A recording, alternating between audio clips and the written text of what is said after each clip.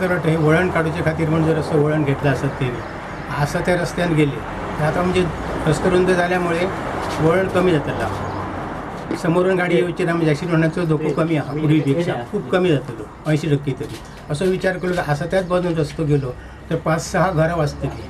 ह्या बायपासने 5-6 घरं जादा जातली ती 5-6 घरं वाचतली आणि असं गेलं तर एकही घर आणि कोणाचं जाऊ तुमचं डिमांड काय असा सरकाराकडे कशा पद्धतीने रस्तो जाऊ डिमांड एवढं हा की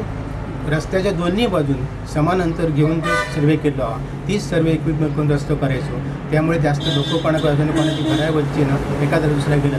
10 घरं वाचतली एक घर गेलं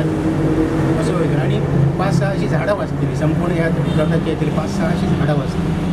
म्हणजे अंदाज आता त्यांच्यानी सर्वे कसो कितल्या स्क्वेअर मिटराचो केलेलो असा सेंटर ऑफ द रोड कितलो धरलेलो असा आता काही ठिकाणी ते 60 मीटरपर्यंत आत गेले आमच्या जागी